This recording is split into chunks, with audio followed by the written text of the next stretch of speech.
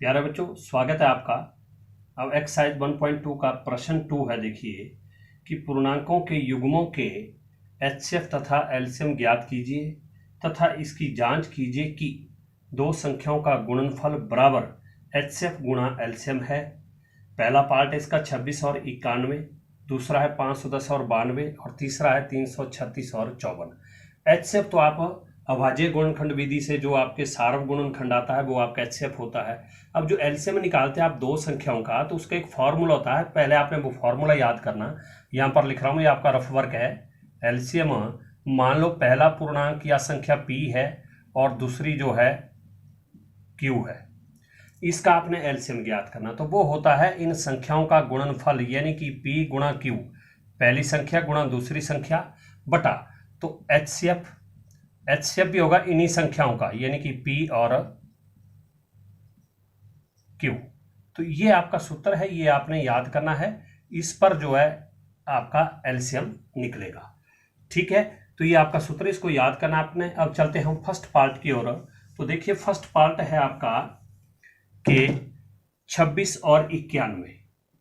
First part है आपका 26 और 91।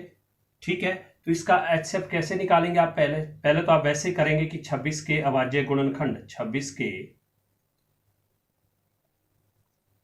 अभाज्य गुणनखंड वैसे ही निकालेंगे आप 26 के अभाज्य गुणनखंड जैसे आप निकालते हैं। देखिए इकाई अंक 6 है तो 2 से चलेगा, 2 एकम 2, 2 3 6। अब 13 आपका सिर्फ 13 से ही चलेगा, 13 एकम 13, फिर आगे 2 गुणा 13। लिखना चाहे तो आप एक भी लिख सकते हैं गुणा करके, लेकिन वो प्रश्न देख के होता है। अब दूसरा आ गया 91, 91 के अभाज्य गुणनखंड, अभाज्य गुणनखंड, तो वैसे आप 91 के भी निकालेंगे। अब देखिए इकाई अंक 1 है तो एक तो आपका 2 से जाएगा नहीं, इसलिए दोनों को जोड़ो, 9 जमा 1 10, 3 3 9, 4 3 12, 3 से भी नहीं होगा। अब इकाई अंक 1 कब आता है? जैसे 7 3 21, 21 में देखो इकाई अंक 1 आ रहा है तो ये 7 से जा सकता है। पहले कोशिश करिए, देखिए 7 एकम 7, 2 बच गए 21, 7 3 21, या 7 से जा रहा है, देखिए 7 एकम 7, 8 9, 2 बच गए 21, 7 3 21, फिर आपका 13 से 13 एकम 13। तो हमारे पास आ गया देखो 7 गुणा 13। तो अब आप इसलिए एचसीएफ निकालेंगे। एचसीएफ किनका? इन्हीं दो संख्याओं का, 26 और 91। देखिए यहां पर 2 है, यहां पर 7 है, कोई टैली नहीं हो रहा है। यहां भी 13 है, यहां भी 13 है, ये सार्वगुणनखंड इनका 13 है, तो ये आपका एचसीएफ हो गया। क्लियर? अब आपने इसका एलसीएम भी निकालना है, क्योंकि आपको एचसीएफ भी और एलसीएम भी कहा निकालने को। तो इसलिए एलसीएम इन्हीं दो संख्याओं का, 26 और 91, इनका निकालना एलसीएम। तो एलसीएम मैंने सूत्र बताया आपको कि संख्याओं का गुणनफल, संख्या मतलब 26 है पहली, गुणा दूसरी आपके पास 91 है, और बटा एचसीएफ। एचसीएफ भी इन्हीं दो संख्याओं का होता है, 26 और 91। ठीक है, अब आपने एचसीएफ की वैल्यू डालनी है। देखिए 26 का 26 गुणा 91 का 91 बटा एचसीएफ 26 और 91 का कितना है? देखिए एचसीएफ वो आ गया 13। अब 13 से आप इन संख्याओं को काट सकते हैं गुणा करती बारी, 13 एकम 13, 13 दूने 26। तो हमारे पास आ गया 2 गुणा 91। तो अब 91 गुणा 2 करेंगे आप तो 2 एकम 2, 2 9 18, 182। ये तो आ गया हमारे पास एलसीएम। अब हमें कहा इन्होंने कि दो संख्याओं का गुणनफल भी निकालना है, एचसीएफ गुणा एलसीएम भी निकालना है। तो इसलिए सबसे पहले दो संख्याओं का गुणनफल, दो संख्याओं का गुणनफल। तो देखिए दो संख्याएं कौन कौन सी वो थी? 26 और 91। तो इनका गुणा करेंगे आप, 26 गुणा 91। तो देखिए 1 छिका 6, 2 एकम 2, फिर 9 से 9 छके 54 का 4 हासिल 5, 9 दूने 18, 18 पंज 23। अब आप इनको जोड़ेंगे, 6 4 जो 4 2 6 और 3 का 3 2, 2366। ये आ गया हमारे पास दो संख्याओं का गुणनफल। अब करना है एचसीएफ गुणा एलसीएम। तो इसलिए एचसीएफ गुणा एलसीएम। तो देखिए एचसीएफ कितना, देखिए एचसीएफ के सामने देखिए 13 आ गया, गुणा एलसीएम, एलसीएम देखिए कितना आ गया 182। अब आपने इसको भी गुणा करना है, 182 गुणा 13। तो देखिए 3 दूना 6, 3 अठे 24, हासिल 2, 3 एकम 3 2 5, फिर 1 से 1 दूना 2, 1 अठे 8, 1 एकम 1। अब जोड़िए 6 का 6, 4 2 6, 8 पन 13, 1 1 2। तो आगे देखो 2366। अब आप चेक कर सकते हैं, देखो दो संख्याओं का गुणनफल वो भी 2366 है और एचसीएफ गुणा एलसीएम भी हमारे पास 2366 आ गया, दोनों इक्वल आ गया। तो लास्ट में आप लिख सकते हैं कि इसलिए दो संख्याओं का गुणनफल, दो संख्याओं का गुणनफल बराबर है, किसके बराबर आ गया, एचसीएफ गुणा एलसीएम।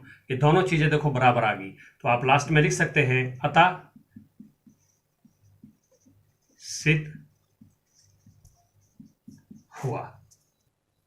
अब सेकंड पार्ट है आपका 510 और 92। इसका भी आपने एचसीएफ भी निकालना है, एलसीएम भी निकालना है। तो पहले उसी तरह कि 510 के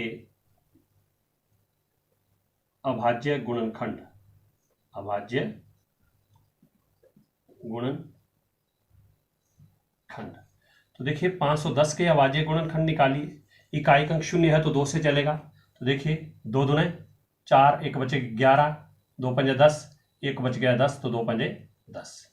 फिर इकाई अंक 5 आ गया तो 2 से जाएगा नहीं, इसलिए जोड़िए 5 5 10, 10 2 12, 3 चौके 12, यस 3 से जाएगा। देखिए 3 एकम 3, ये ज्यादा जा रहा है इसलिए 2 और 5 इकट्ठे लिया 25, 3 अठे 24, 1 बच गया 15, 3 पंजे 15। फिर जोड़िए 8 जमा 5 13, 3 चौके 12, 3 पंजे 15, नहीं जाएगा 3 से। तो अब यहाँ पर इकाई अंक 5 है तो 5 से जाएगा। तो देखिए ध्यान से 5 एकम 5, 6 7 8, 3 बच गया 35, 5 सते 35। अब चलेगा 17 एकम 17। तो हमारे पास आ गया 2 गुणा 3 गुणा 5 गुणा 17। ये तो आ गए 510 के अभाज्य गुणनखंड। अब रहा 92। तो 92 के अभाज्य गुणनखंड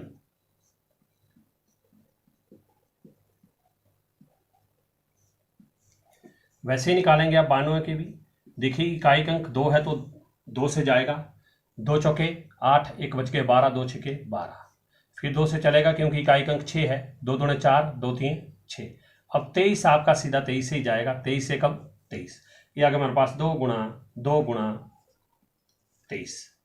अब देखिए फिर आप निकालेंगे इसलिए एचसीएफ। एचसीएफ किनका, इन्हीं दो संख्याओं का, 510 और 92। अब देखिए 2 इसमें भी है, इसमें भी है, एक तो आ गया 2 टैली हो गया दोनों में। अब 3 यहां पर, 2 यहां पर, कोई टैली नहीं हो रहा। 5 2 ओ सॉरी 23 और 17 कोई नहीं टैली हो रहा, तो इसलिए हमारे पास एचसीएफ आ गया 2, क्योंकि ये सार्वगुणनखंड केवल 2 है। एचसीएफ आ गया। अब आपने एलसीएम निकालना है, इसलिए एलसीएम किनका, इन दो का ही, 510 और 92। तो एलसीएम का मैंने सूत्र बताया, संख्याओं का गुणनफल, यानी कि पहली संख्या 510 गुणा दूसरी संख्या 92 और बटा एचसीएफ इन्हीं संख्याओं का 510 और 92। तो 510 का 510 गुणा 92 का गुणा 92 बटा, अब एचसीएफ 510 और 92 का कितना एचसीएफ देखिए 2 है, तो अपॉन में लगाएंगे आप 2। अब इस 2 से इन 2 में से किसी एक को आप काट सकते हैं, 2 एकम 2, 2 चौके 8, 1 बच गया 12, 2 छके 12। तो हमारे पास आ गया देखिए 510 गुणा 46। अब आपने 510 को 46 से गुणा करना है। देखिए 6 0 0, 6 कम 6, 6 पंजे 30, ठीक है। अब 4 से 4 0 0, 4 एकम 4, 4 पंजे 20। देखिए 0 6, 4 जमा 0 4, 3 जमा 0 3 2। तो ये आ गया हमारे पास 23,460। ये हमारे पास एचसीएफ भी आ गया, एलसीएम भी आ गया। अब इन्होंने प्रश्न में कहा कि दो संख्याओं का गुणनफल भी निकालना है, तो अब निकालेंगे आप जांच के लिए दो संख्याओं का गुणनफल। दो संख्याओं का गुणनफल, तो दो संख्याएं कौन कौन सी है, 510 और 92, तो इनका गुणा 510 गुणा 92। अब आप इनको गुणा करेंगे। देखिए 2 0 0, 2 एकम 2, 2 पंजे 10, फिर 9 से 9 0 0, 9 एकम 9, 9 पंजे 45। अब जोड़िए इनको, 0 2 9 5 1 6, 46,920। ये आ गया हमारे पास दो संख्याओं का गुणनफल। अब दूसरा निकालना आपने HCF गुणा LCM, HCF गुणा LCM। तो देखिए HCF कितना है, देखिए HCF है हमारे पास 2 गुणा LCM कितना, देखिए LCM आ गया 23,460। अब इसको गुणा करिए 2 से, 23,460 को 2 से गुणा, देखिए 2 शून्य शून्य, 2 छक्के 12, 2 चौका 8 9 और 2 3 6, 2 दूने 4, तो आ गया 46,920। अब आप चेक कर सकते हैं, देखिए दो संख्याओं का गुणनफल 46,920 और HCF गुणा LCM वो भी आ गया 46,920। अब हमारे पास दोनों बराबर आए तो आप लिख सकते हैं, इसलिए दो संख्याओं का गुणनफल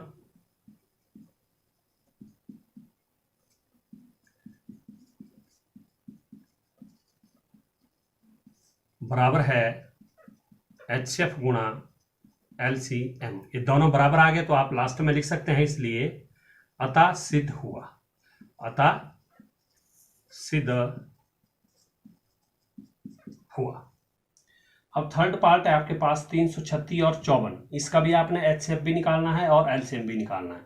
फिर उसी तरह 336 के अभाज्य गुणनखंड, अभाज्य गुणनखंड, देखिए वैसे ही निकालेंगे आप 336 के अभाज्य गुणनखंड। इकाई अंक 6 है तो 2 से चलेगा, देखिए 2 एकम 2, 1 बच गया 13, 2 छक्के 12, 1 बच गया 16, 2 8 16। फिर इकाई अंक 8 है तो 2 से चलेगा, 1 तो आएगा नहीं इसलिए 16 हो गया, तो 2 8 16, बच गया 8 तो 2 चौके 8। फिर इकाई अंक 4 तो 2 से फिर चलेगा, 2 चौके 8, 2 दूने 4। फिर 2 से चलेगा, देखो 2 दूने 4, 2 एकम 2।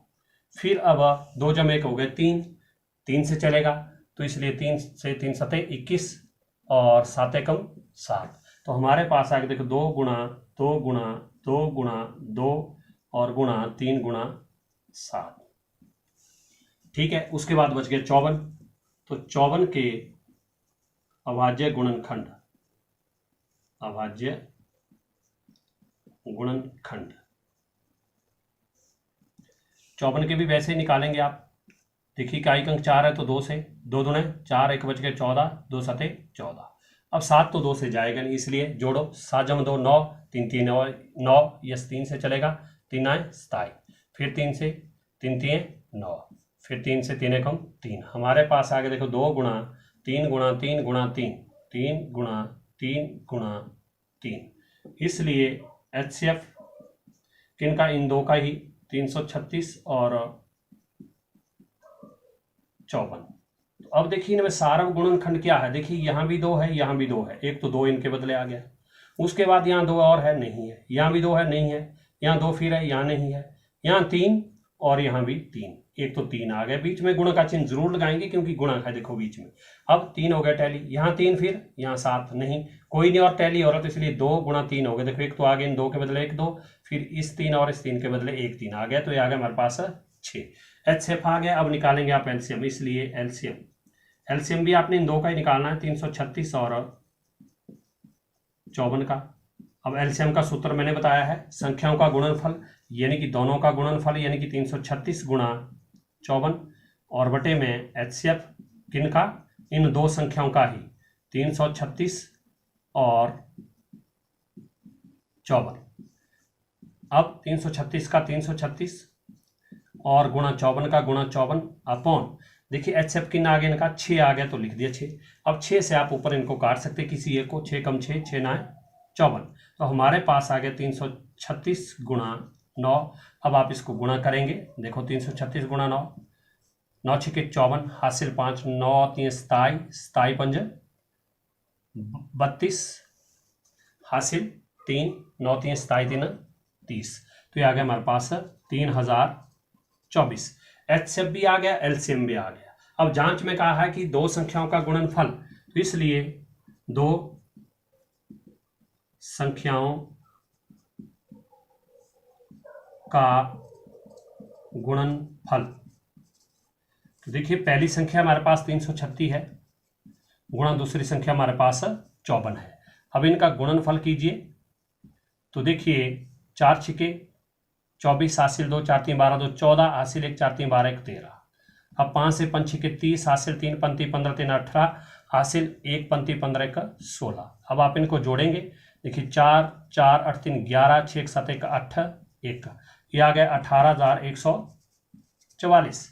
फिर अब HCF गुणा LCM भी कहा है, तो इसलिए HCF गुणा LCM, तो देखिए HCF कितना हमारे पास वो है, देखिए 6 गुणा LCM, देखिए कितना आ गया हमारे पास 3024, 3024 करिए इसको गुणा 3024 गुणा 6, 6 चौके 24 हासिल 2, 6 2 12 तो 14 हासिल 1, 6 0 0 जमा 1 6 3 18, ये आ गया देखिए अब 18,144।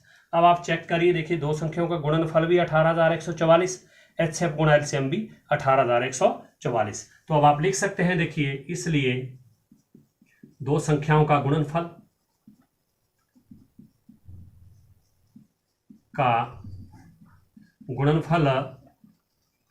बराबर है HCF गुणा LCM, बराबर आगे, तो इसलिए लिख सकते हैं आप लास्ट में, इसलिए अतः